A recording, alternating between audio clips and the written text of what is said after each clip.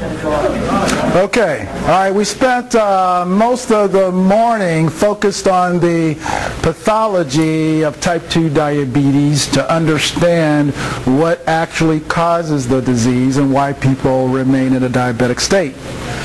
This afternoon we're going to focus on the solution, how to actually beat this disease, how to turn your body into a fat-burning machine. The first thing, though, we're going to review my favorite foods.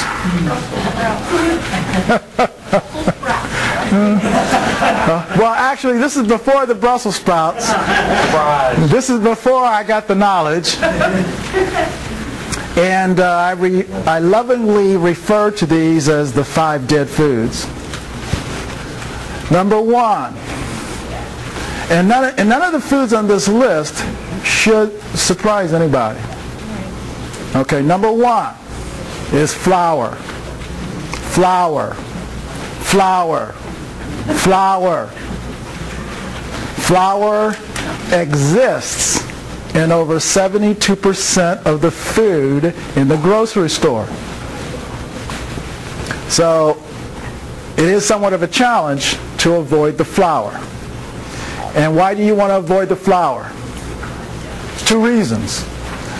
Number 1, it contains gluten. And number 2, it behaves and metabolizes in your body as sugar. Starches are the same thing. It metabolizes in your body as sugar. And those are some of my favorite foods. The rice. Oh, I used to love the white rice with the butter on top. And the mashed potatoes and the bread. Loved all those foods.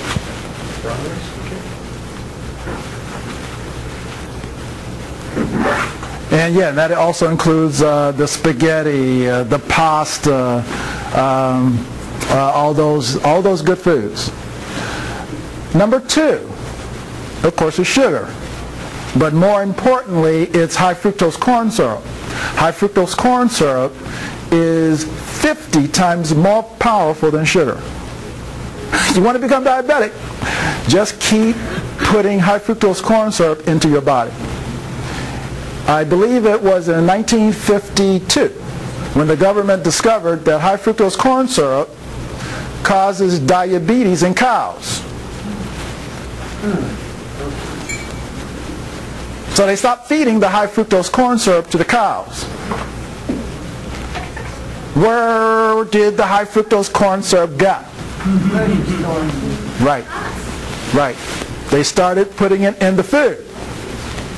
So if you were able to track the content of food starting in, let's say, the late 1950s, or especially in the 70s, you'll see that the amount of high fructose corn syrup increased dramatically over the next 2 decades.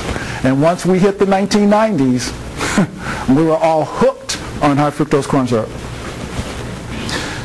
But if you think about the name, it's ingenious, isn't it? Think about it. Fructose. Okay, that's a sugar in fruit. Sounds safe. Corn. Oh, that's a vegetable. So the name doesn't sound like it's going to hurt you. But high fructose corn syrup will make you diabetic very, very quickly. Number 3, dead food. And I'm sure everyone is familiar with our buddy, trans fats. It's all over CNN, it's all over television. Everyone knows avoid the trans fats. Food manufacturers are a little disappointed that you have now figured out that trans fats are bad for you. And even the government is now saying we're going to outlaw trans fats, or at least we're going to label them so that if you look at a particular food, if it says 0 trans fats, then you know it doesn't have trans fats, right? Exactly. Oh, this is a smart audience. I thought I'd see if I could trick you. Exactly. Just because it says no trans fats doesn't mean that it doesn't have it. because the food manufacturers and the FDA agreed that if the amount of trans fat was less than 0.5 grams per serving, they could market it as no trans fats. So when you see them cookies and they say no trans fat, and you eat 10 cookies, yeah, you probably have consumed maybe 5 to 10 grams of hydrogenated oil, and you don't even know it.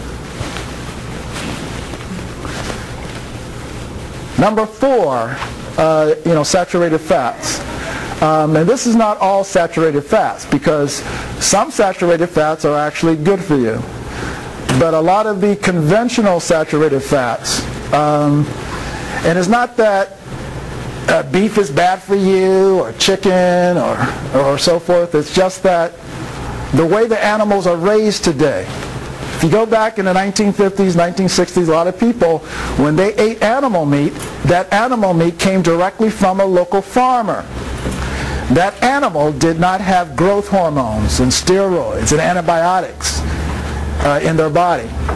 Unfortunately, today, you're now consuming those same antibiotics, growth hormones, and steroids, unless you decide to buy organic meat. Now, I'm not a vegetarian. I got to have my meat, but I just try to buy something that's a little cleaner animal. And of course, number 5, drugs. Over-the-counter drugs, prescription drugs, recreational drugs, not good for the body.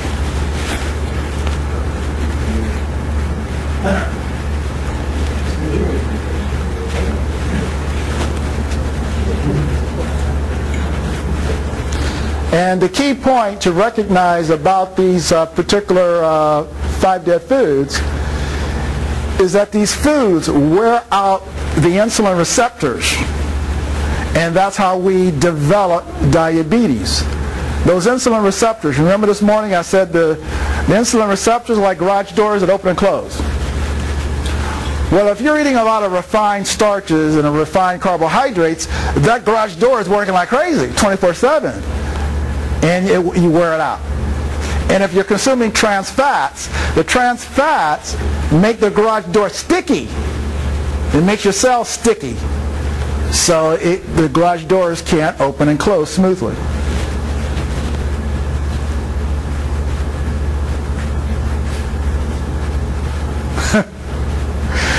Yeah. Again, these are some of my favorite food combinations. The combination of cereal, milk, toast, margarine, jelly, with a glass of bottled orange juice in the morning. Have that every day for 20 years. The body just can't handle all that sugar. Another one, hash browns, pancakes, sausage, bacon, toast, syrup, bottled apple juice. And again, it's the combination of those foods that eventually wears out your body. And again, these are just some of my favorite meals. And dinner meal, I love mashed potatoes, fried chicken. Yeah, some cornbread. Oh, a couple cobs of corn. And of course, my favorite fast food was pizza. I love pizza. I'm not Italian, but I just love pizza. And I could eat a whole pizza. The large pizza with the double cheese, pepperoni, sausage. That pan pizza? Oh yeah. Good stuff. Oh, no, it's good stuff. Oh, just now. Yeah.